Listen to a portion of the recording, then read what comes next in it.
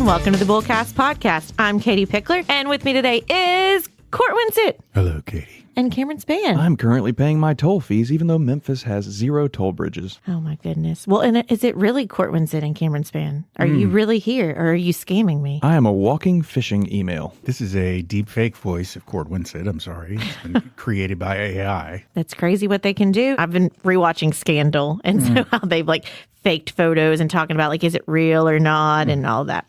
This episode is one we've done before, but we're going to kind of touch on a couple of different... Update it. Update it, because it's... The thieves have gotten schemes. That's the word I was looking Schemes. for. Last time we talked about this, we had your brother Byron on, and this was back when we were recording in the library, early days. We've had a string of those recently where we've been redoing a library episode. So in today's world, which very digital, everything is going digital. Technology is huge. Scams aren't just emails from foreign princes anymore. No. That was the thing. Somebody asking for that. I literally got a letter in the mail. Oh, no. From, no, this was a long time ago. That's what I'm saying. It used to just be the scams would come to you via the U.S. Postal Service. I got a written letter in the mail from a Nigerian prince saying that, You're special. He was coming into... No, I'm just old. That's my They're point. spending money on scams.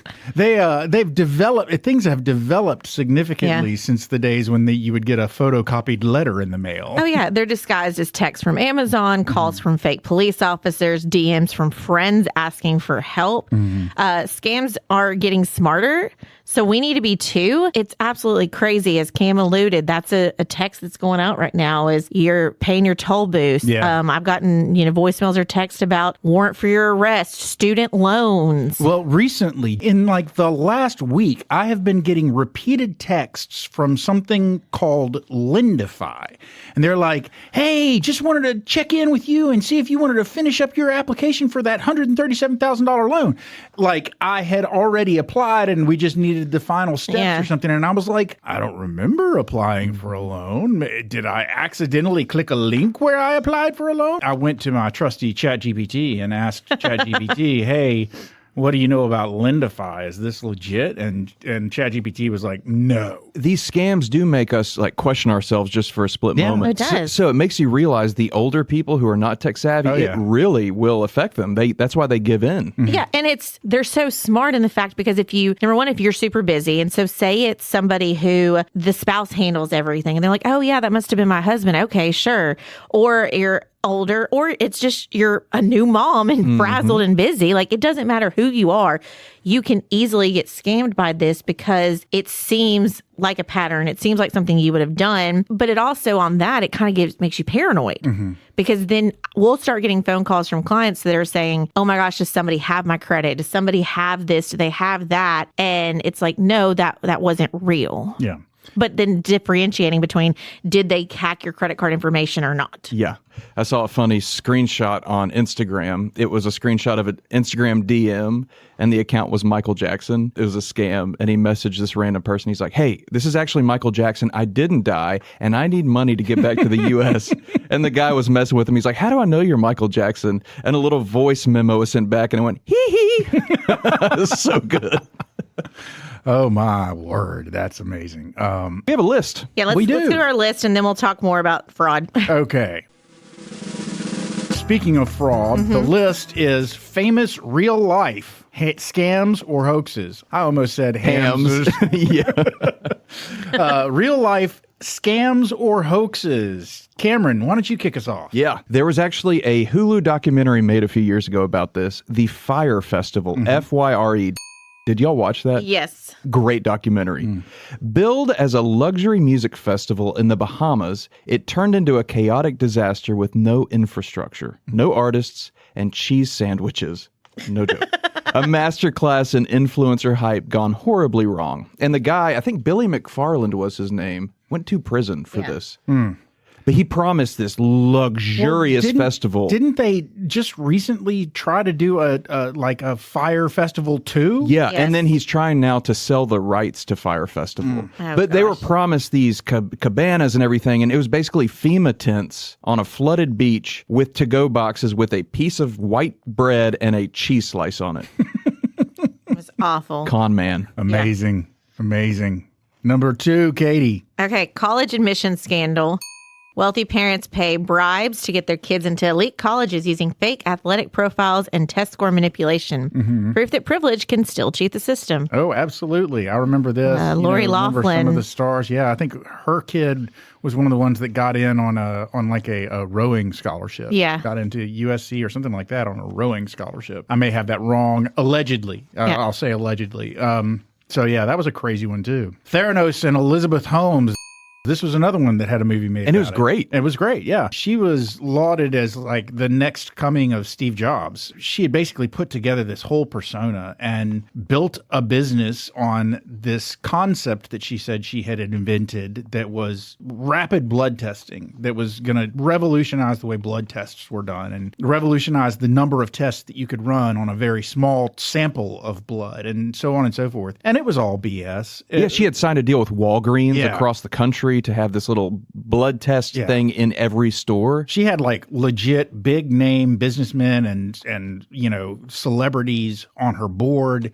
It lent her a lot of legitimacy. She had real scientists in a real building, but So she went to a lot of effort to make it look like it was legit. Yeah, and it was not legit. She went to prison. That's the moral of the story Yeah. here. Oh, man. Okay, Anna Delvey.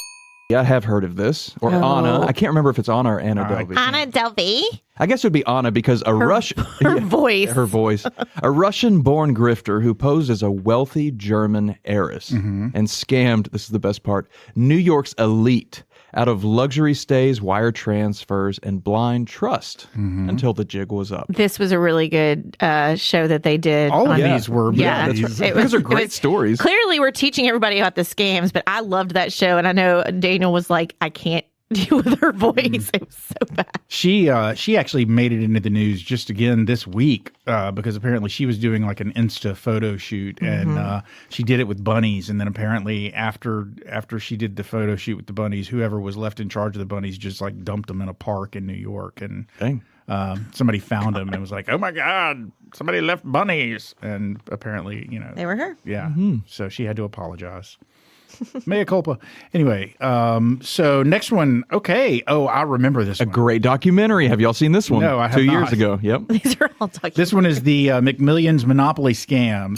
So for over a decade, one man rigged the McDonald's Monopoly game by stealing winning pieces, distributing them to friends and family, and pocketing millions until the FBI got involved. That is so devastating. I cannot tell you how many years of my life I spent trying to collect winning Monopoly pieces. Is that a thing? Like, are there kids alive that don't remember that? I'm just thinking about that. Yeah, no. But I look forward to on the fry box and On the the- cups, yes. you peel off the piece. I'm thinking that y'all's generation may be the last generation that really remembers. We need to ask some of our younger staff members. We should. Yeah.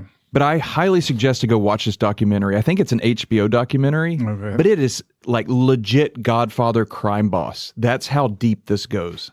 Like threats. Oh, it's wild. Wow. Oh, wow. And did he have some sort of in with the McDonald's Yes. game? Is that how he was getting his hand on the He pieces? had an in with the manufacturing company that printed the labels. Ah. Oh, wow. So for those that don't know what it was, you have the McDonald's fry box, and then they had just random that was on the fry box. And so you would peel that off, and that was the ticket you got essentially to create your Monopoly board. So a lot of times sometimes it'd be like a free fry, things like that, or it'd be pieces. Yeah. So this guy would have plants who he knew would get it, and he would get a share of that money. It was a totally random person that they couldn't trace back to McDonald's or the manufacturing company. Yeah. Wow. I was like, they tried to scam a little bit in Willy Wonka. Like, remember that the one dad was trying to find the golden ticket and was like really, Oh, yeah. Mhm. like, now he just hired a bunch of people to buy all the boxes of chocolate and try to find it. But I bet you nowadays, if there was a Willy Wonka situation, somebody would end up Veruca's father. Was that her name? Veruca? Yeah. Veruca. Veruca Salt. Yeah. Okay, the Tinder swindler. Yeah, swindler. A con man posed as a wealthy jet-setting diamond heir on Tinder, showering women with attention, then tricked them into sending him thousands to help him escape danger. He used one victim's money to impress the next, creating a twisted pyramid of romance and fraud. Wasn't there like a celebrity recently that was like Brad Pitt or somebody was on Tinder, and this woman really thought she was going on a date with... Oh, I did read about that. Why would Brad Pitt be on Tinder, and Yeah. why would he care about a random person? Yeah. I don't know. It was Brad Pitt or somebody like that. just want to meet somebody real. Yeah. This is, I think, another documentary on Hulu, Netflix, something like that. That's our pop culture list. Yes, that's our list. Clearly, in the investment world, there's lots of Ponzi schemes. There's lots of different examples of being scammed everywhere you turn. Even to the simple fact of men would say that women are scamming them on dates because they're, putting their best foot forward with lots of different enhancements and makeup and things. And it's like, then they go home and they pull it all out and they're like, you look nothing like that. Since we're all together again, can we round robin again, even though we just did that in the list? Can we round robin some of these examples of scams? Absolutely. So first we have your classic phishing emails and texts. Oh, yeah. So for example, your Netflix account is on hold or your Amazon package is delayed. Click here. And so many people fall for it, and they are getting better about making their emails look branded. Yeah. But the key is to look at the sender email address. They're pretty close, but they cannot match it perfectly. So it may say Steve Jobs at Apple-store.com.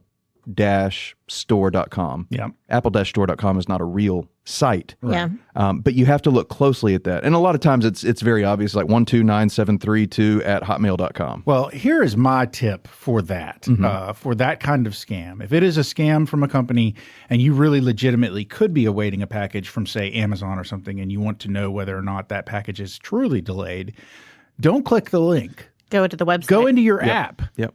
Everybody, like anybody that frequents these places, if you've got the app, use the app. Go in there. You're authenticated. It'll give you the information. If you are getting something from a credit card company or from Amazon that says, hey, you're late with your payment, click here. Man, I'll go on the website and just log in with my normal username and password, because a lot of times what these links will do, the simplest, most basic scam is they'll take you to a site that looks like the login site just so they can collect your username and password. Yeah, I was about to say that. Sometimes when you click the link, it's game over and done. But most of the times it takes you to some payment portal. Yep. That should be a red flag. Yeah. If you ever have to enter payment information or Social Security, do it on the website you know and trust, the one that you type in or the app. I guess this was when I was in college or something.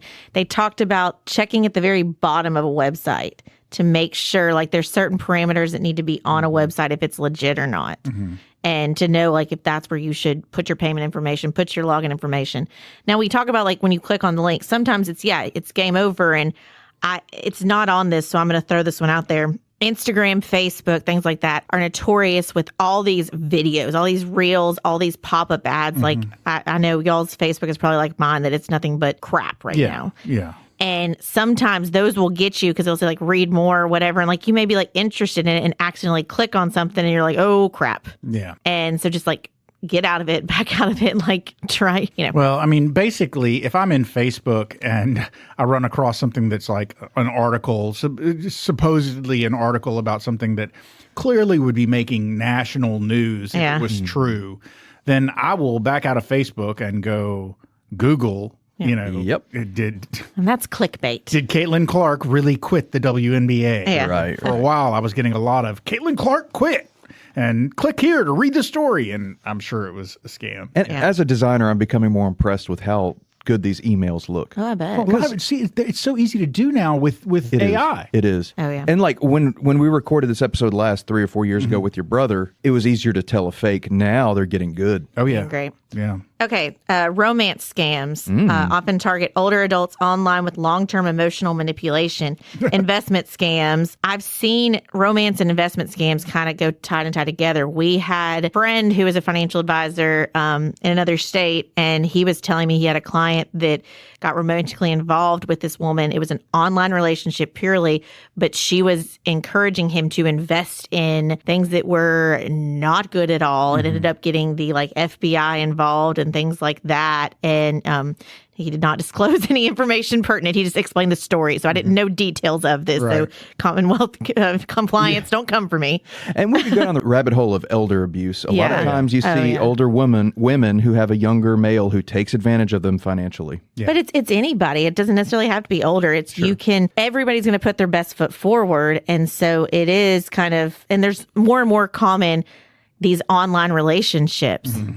and how they portray themselves. Well, so one of the specific examples that they give under the investment scam type that has really been something that's happened more recently, I'm not sure we gave it much coverage at all the last time we discussed this topic, is the idea of crypto schemes. A Ponzi scheme is the classic financial scheme, right? You know, you're basically using someone else's money to show someone else that they're getting a return on their investment so that they'll invest more money so you can then turn around and make another person, and you just build up this pyramid of all these people investing money, and then you're giving one person, you know. But you're in trouble if all of them come knocking saying, I want my money out. Yeah, because there isn't actually any return on the investment. We don't have George Bailey to then start handing out money. Well, now they do it with apps and with crypto, especially because people are so intrigued by crypto right now that they want to get involved. And so if somebody reaches out to them and like, hey, you can get this crypto and invest your money and the returns will skyrocket.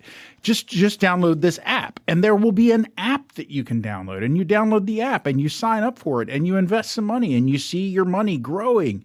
And then when you try and take it out, they're like, "Oh, I'm sorry, you can't take it out right now. There'll be a fine or whatever." And they have all your money and you have no returns because it wasn't real. Yeah. Yep. And you're getting that information from somebody who has a bunch of people following them on TikTok, but is not a licensed financial advisor and has no business giving financial recommendations to people. Yeah. They will take your money and they will use that money to give someone else an example of the return that they'll receive to try and bait them into investing more. The entire idea is if they can give you a little bit that proves to you that they're legit, then you'll invest more. And then they can use that to hook in more suckers until it's, you know, it's just a massive, crazy scam. I hate scammers. Hate them. But talking about apps and the way that people do all of this, the scamming things now, you've got tech support scams where you'll get an email or something like that, or a pop-up even on your screen if you go to the wrong kind of website that'll say, you know, and it'll look like it's coming from Microsoft, and it'll say, you know, Microsoft has detected a virus, you know, click here to scrub your computer or whatever, and it's never true. You don't have a virus. You'll be locked out of your computer if you click on the link. They'll potentially try and demand money from you to unlock your computer. Yeah. They hold all your files hostage. Yeah. Or if you're like me and then you just, you know, you're ignore all of that stuff because it's like, yeah, it's scam. And then Court or my brother looks at my computer and was like, why haven't you updated any of this stuff? And I'm like, because it's scam. Possibly the most despicable scammers are those that create fake charities, most of the time around natural disasters like wildfires and floods and hurricanes. They are preying on generosity. Yeah. Something terrible has happened. You want to help, and you know, East Tennessee floods and North Carolina flooding that took out interstates and so forth, and you know, get some guy that's like, yeah, you know, I've got a charity that's helping out East Tennessee. It's the Moonshine Co-op.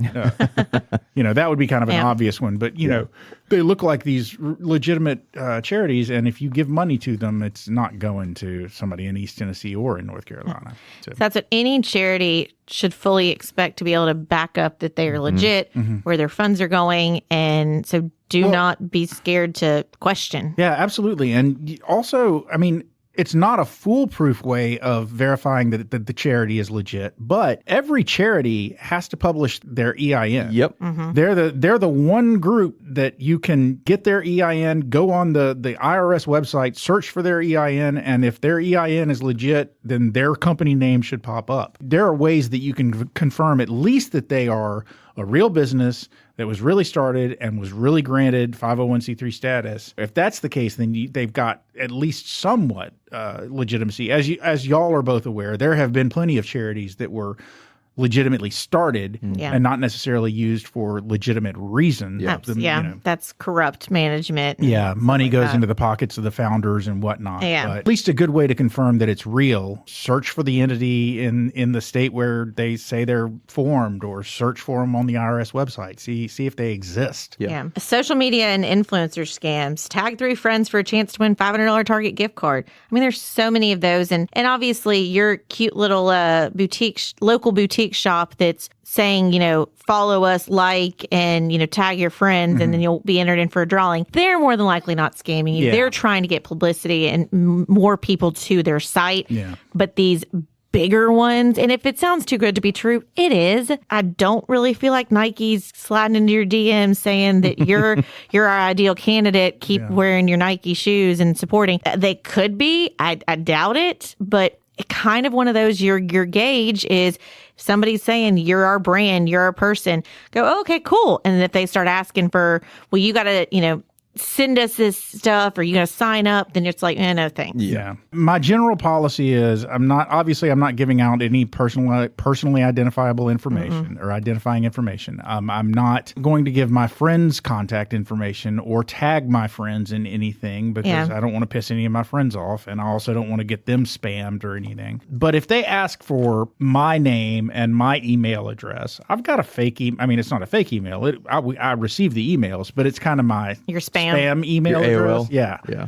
And, I'll give them that one. And, if I win a cruise on Viking because I gave them my email address and liked their site on Facebook, then great. And if I don't, then, oh, well, But I wouldn't tag either of you. Well, thanks. Oh, thanks. Appreciate that. Yeah. Oh, and then finally, we've got the deep fake. I think I mentioned that at the top. Deep fake and AI generated scams. Oh, boy. These are very new, very popular. Fake audio or video messages impersonating someone you know or trust. And these are real. You could get a call from your grandchild saying that they're in trouble and they need money right away. And it sounds like your grandchild. And it can seriously mess with somebody's mind. If you get a call from anybody saying that they're who they say they are, if you get a video message from someone saying that you're like, oh, I didn't even know you were in Costa Rica, what are you doing down there, or whatever it is, if it seems at even slightly illegitimate, contact the police. Yeah. Contact the police while you're on with the supposed person. I saw a TV show the other night, and it had a woman on it who had a grandchild, but she knew that the grandchild was not anywhere, like he was in the basement or something. And she got a call, and it was somebody using one of these fake things to convince her that her grandchild was in trouble and her grandchild needed money, and they were going to send someone to her house to pick up the money for the grandchild. And she was like, okay, yeah. And she kept him on the phone for a while, just sort of messing with him. How do I know it's real? Whatever. So she was obviously hip enough to the scam that she wasn't being taken advantage of. Meanwhile, she was also contacting the police. Wow. And telling the police what was going on. And they were like, okay, well, if you can get them to tell you where they are, to tell you where to meet them. And she did. They said they needed to come to her house. So the police told her to give them her address. She gave them her address. And when they showed up at the house to get the money from her, the police were there and arrested them. So Whoa. If you feel like you're being scammed, contact the police. Trust the police. This is not a scam. I mean, it's fake, but that Ozzy Osbourne thing that was going around of the funeral, and it seemed like that would be something that Ozzy planned, because it was the guitarist from Queen. Was him, and it's like all of a sudden like Ozzy's being paraded down the street, and then the guitarist from Queen comes out and starts playing. I mean, it seemed like something Ozzy would do, and it was fake, completely fake. And we've had situations, people have faked David. And in fact, my little cousin, she was 16 at the time, but it's what looked like her Uncle David was sending her a message saying he needed money, and she sent him money. So I'm like, first off, that's so sweet that you did that. But her mom was like, your Uncle David would not reach out to you. But it happens, and, it's so easy to, in the moment, caught off guard and have this happen. I was at Walgreens the other day buying a bunch of different gift cards for people that had graduated. And so I was just kind of getting different gift cards together to send to them, and it popped up after, I think, maybe the third or fourth one that it scanned. Now, this was Sephora, Visa, like it was a variety of different, DoorDash, like it wasn't just one type. It popped up and said, if anyone asked you to send you, like it was a disclaimer, like, has anyone asked you to send these gift cards? That is not real, That's not blah, real. blah, blah. That's fake. So I was impressed that it flagged at Walgreens, and I wonder what the number was, but I got enough that it was flagging like, hey, did somebody ask you to do this? This is not real. Yeah. We've covered this a little bit so far, but how do you avoid getting scammed? This is like the meat of the episode right here. And so the first step, because a lot of scammers rely on urgency, is to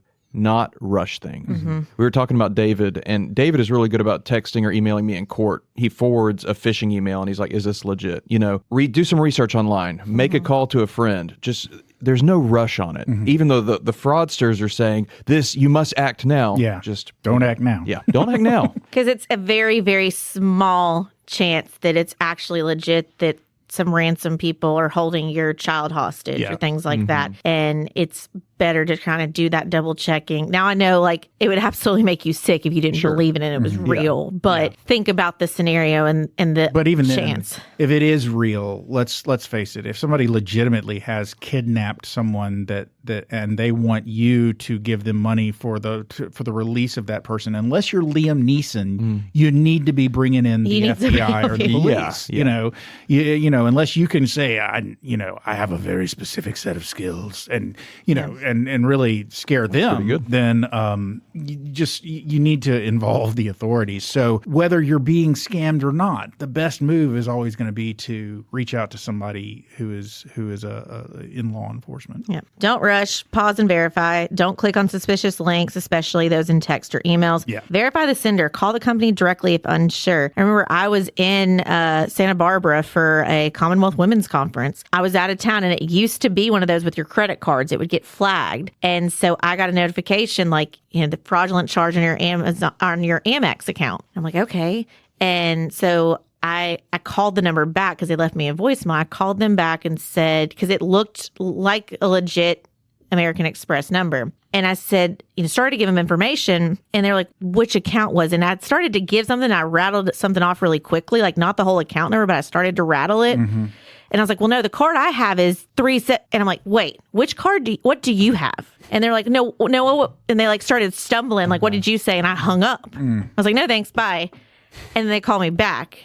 And so then I was like, okay, here's the gamble. Because it was the company Amex card that they were flagging on. So I reached out to our person on our team here who handles that credit card. And I said, hey, I just had this come up. They called. I don't know if it's legit or not. Can you watch it? And because I knew it wasn't my personal one, because I started rattling off my personal number, and I'm like, ooh. Yeah. But it seemed, and I was in a hurry. I was at a conference. I'm trying to quickly get back in there, and I almost did it. So it happens. Yeah. Even something as simple as a link, even though I know I got caught one time by something about one of my credit cards, and I clicked the link and it looked like the login page. And so I went to log in, and they were like, you have reached the card reactivation center. Please tell us the number of the card. I'm like, no, I just logged into my account. Clearly, I guess a less sophisticated operation. They didn't know what my card was, and the link didn't.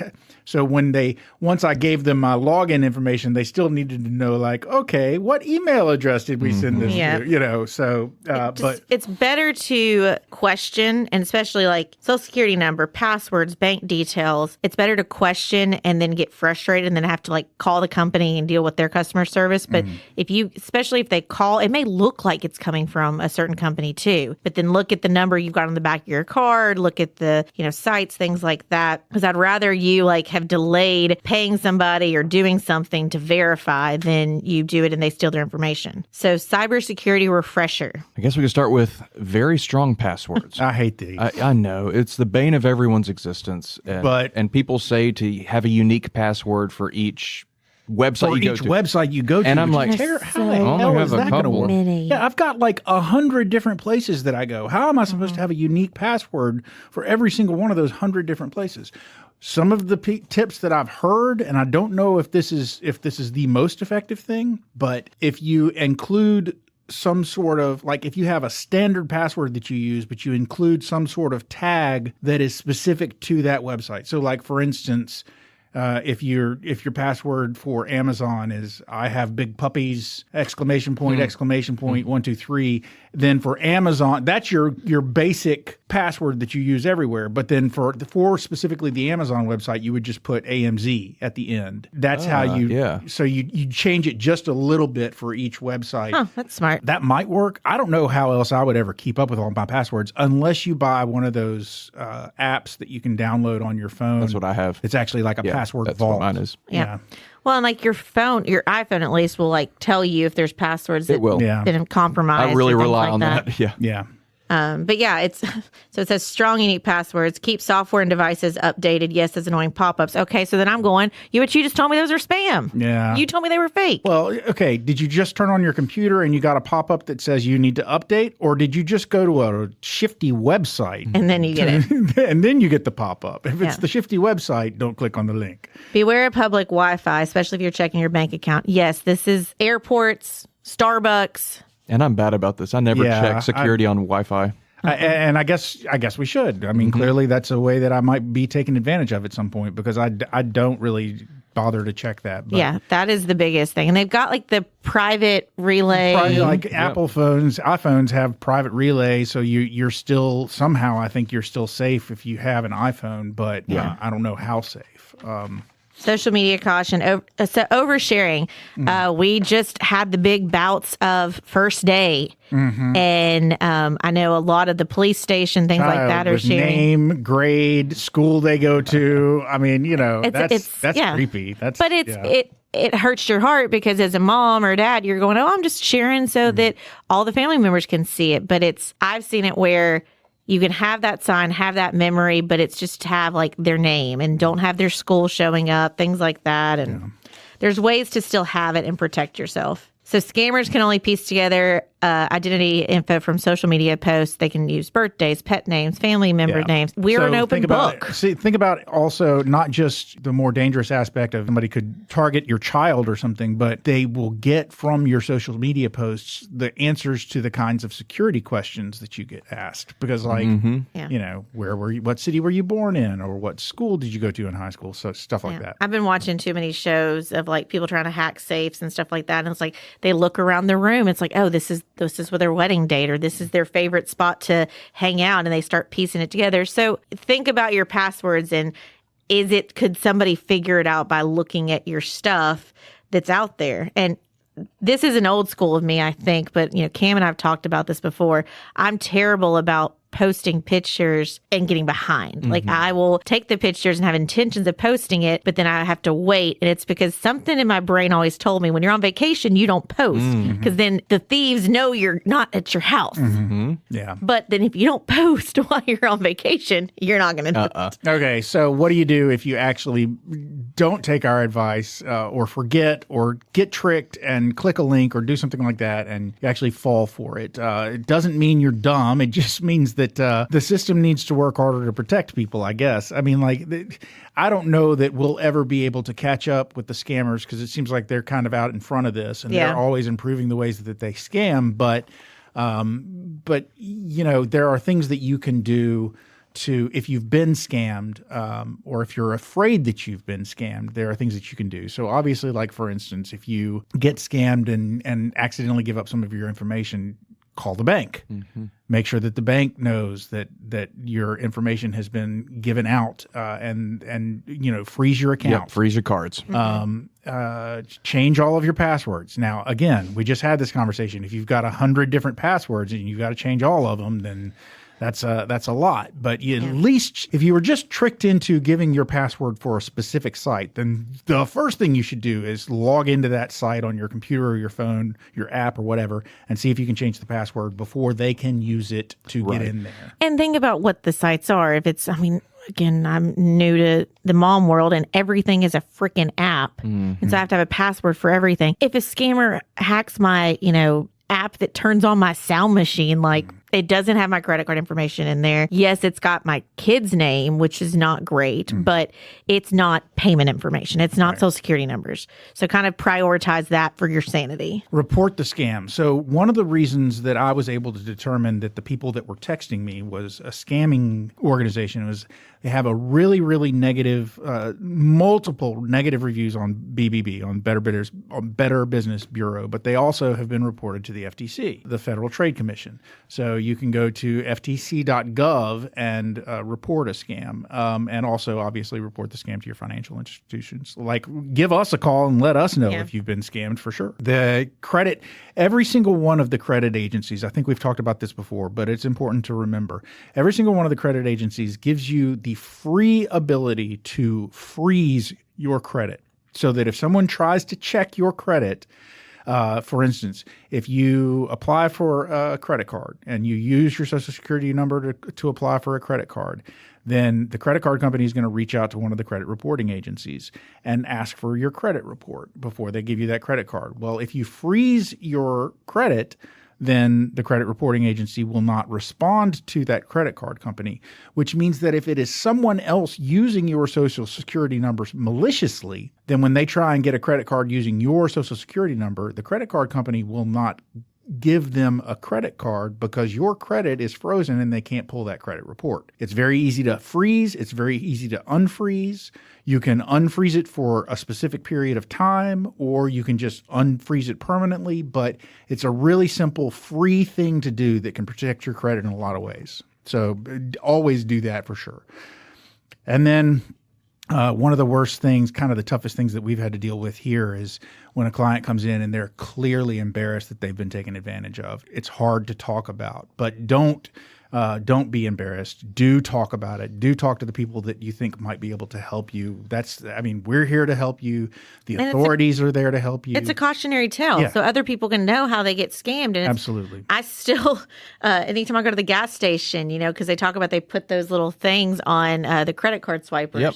And it happened to me one time. It used to be that it was a separate device, and so like you could jiggle it and see. Right. Mm-hmm. I don't think that's the case anymore. Yeah, I got my card ripped from a deli one time, like a food place. Yeah, mine was ripped from a gas pump. They put one of those external. They do them on ATMs at banks. And they do, and they can now, like with your phones, like they can get close to you and like get your Apple Watch or your phone and steal your payment information. Yeah. So they're getting super smart.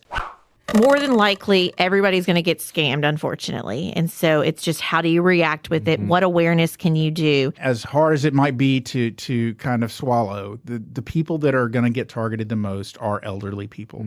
That's and they're still doing paper mailers that are scams. That's true too. Make sure that you talk to your senior parents, to your senior neighbors, to anybody who is older, not necessarily because they are likely to be scammed, likely to fall for it, but because they are the most likely to be scammed. Yeah. And if you get scammed enough, then, just law of averages, one time out of 100, you might actually fall for it no matter how smart you are. And it's creating a family fraud response plan. Who to call if somebody looks suspicious. Again, I've been watching Scandal and stuff too much. Like if you're in a situation where you feel like there may be where a spouse or loved one is giving you a call, have like a code word or a phrase or something like that is like to use to verify like this is actually me. And that could be with the way they're doing AI, that it's like if you're really in trouble, then it's like sunshine or flowers or whatever. You have something that you say to then try and protect that way. We're wrapping this episode up, but I had an idea for an episode because I'd be interested to see. We're talking about AI and all of this stuff, and it's getting, maybe we bring your brother back on court, but things are getting so crazy with the marketing, with the way these scammers are presenting stuff. How is this changing the legal system in the fact that it looks like Court Winsett went and lit that car on fire in front of Target. It looks like he did it. Well, that's because I did. Because I hate Target and I hate my car. But, I think that maybe is a follow-up episode to this is it's getting so good. What are the ramifications that people have with this? And how does that impact the legal system? Byron is certainly a lot more accessible these days than he used to be. He's working right next door to us. So it'd be real easy to pull him in. Oh, ladies and gentlemen, there's the closing bell. You have made it to the end of yet another episode of the Bullcast Podcast. If you liked what you heard and you'd like to hear more, please feel free to go to your favorite subscription service and sign up to have our podcast delivered directly to your device every single Thursday at noon. If you'd like to find out more about Cortland, Katie, Cameron, or Nicole, please feel free to go to our website. That website is bullcastpodcast.com. We've got pictures up there, we've got bios, and we've got a place where you can drop a comment or suggest a topic you'd like to hear us talk more about. But hey, I mentioned pictures. We do have an Instagram handle. That handle is at Bullcast Podcast. And we also have an X handle. That handle is at Bullcast Podcast as well. Rounding out the social media, we have a Facebook page, which is Bullcast the podcast. But as I like to mention on every single episode, ladies and gentlemen, we all work at a place called Pickler Wealth Advisors. And if you'd like to find out even more about us, or find out about what we do, find out about what we could do for you, find out about our amazing team, or find out about our boss, David Pickler, please feel free to go to that website, which is PicklerWealthAdvisors.com. That's advisors with an O. Not an E. Ladies and gentlemen, we have given you everything you need to be unparanoid as you walk out into the world and engage gleefully with everyone else around you, knowing that you are too smart to be scammed. So for now, I'm Court. I'm Katie. I'm Cam. And we're done.